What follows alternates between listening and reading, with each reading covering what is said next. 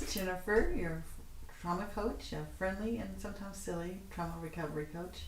And today I just want to give you my personal story. I know everybody thinks, oh, you've got it all together, you've done everything you need, and I mean, you have no idea what goes on behind and in this head right here. Um, Growing up, I've kind of always had an issue with being anxious, I guess. Mom didn't have to worry about me getting out there and doing anything too stupid because I wouldn't. And so I kind of stayed that way. We both of us have looked back trying to figure out why. I do know that I tend to, and I probably still do it to this day, I tend to, if someone's being anxious or they're having a bad time, or we're in a situation like, let's say when we were little and Mom was having a bad day or something happened and nothing major, just life, I would feed on it. I would just take that energy, and so it was real easy for me to accept that energy of being anxious. So it's something I have worked on for a long time. So and like I said, everybody thinks, oh, you've got it together, you're doing good, and I am doing good. I will admit I am doing good, but it's taken a lot of work.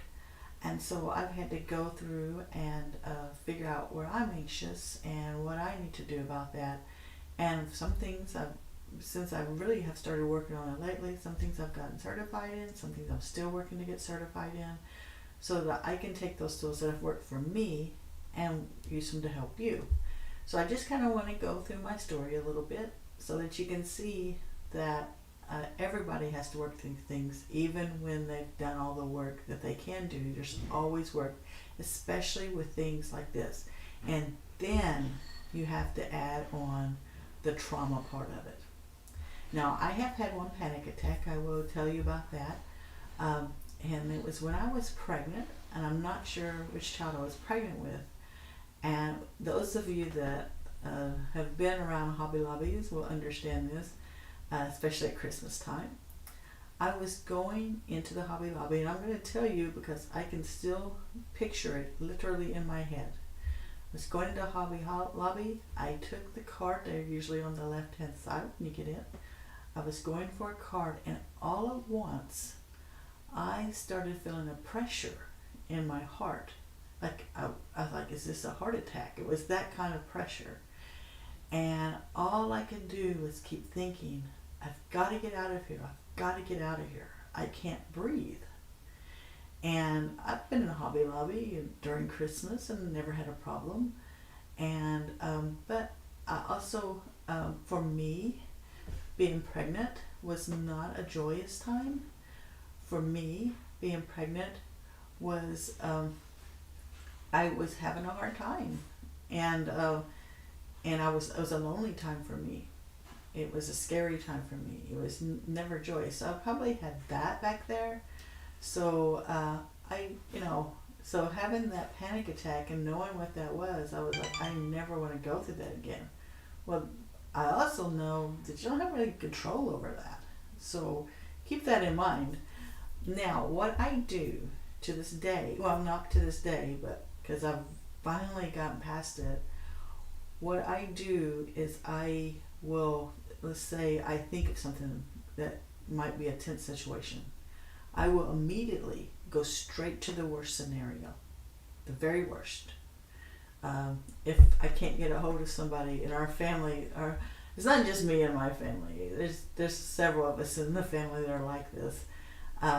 If you can't get a hold of somebody on the phone, if you can't do this or you can't do that, you go straight to they've been in a car crash. Which of course they haven't, and you kind of start to make a joke out of it just so that you don't feel so stupid. But in reality, that is where your head goes, and that was where my head went forever. And when my dad and brother died so close together, a month apart, I was called for both of them at 5:30 in the morning. And yeah, I see that, frankly. Yes, it's hard to deal with being depressed and having anxiety, and then on top of that, you struggle, like you said, you've been single for 3 years, you struggle with that loneliness. See, I went through that too. You are not alone. That's the main thing I want you to understand. You're not alone. and you're not something wrong with you. If you've had trauma and you have this, it's like it's intensified. Okay, the anxiety is intensified because the reason why is because you know it can happen. You know the scary can happen because it has happened to you. So you add that on top of it. That's where you're dealing with all the time. And the way I deal with it now is quite different. That's why I want to give you hope. Is the things that I have done and the things that you hear me talking about over and over again. Really, those are things that I used to keep the generalized anxiety down. The meditation every day. I even have an app. That little thing you just heard beeping on my phone is an affirmation that comes in. All these things I never knew to do, and I thought they were kind of silly. They actually work, and they exercise. So all these things, and I know, like you're talking to Franklin, how hard it is, and everything. If you have any questions, guys, just do like Franklin did, and just let me know what's going on, and I can see them. These things help keep that at bay. Okay, now let's talk about when it's happening. The best situation for me when it's absolutely happening, I'm right in the middle of it. I will get certain oils, but there's certain ones, and I'll leave in the comment which ones I get. And you actually smell that in, and it's oils, not like everybody talks about. Orange oil is probably the best for depression, to be honest. And I will take those. I will sniff those. I'll take the whole bottle if I have to and just put it up. Usually I don't have to. I can put a little bit on my hands, or I can diffuse if I'm going through it.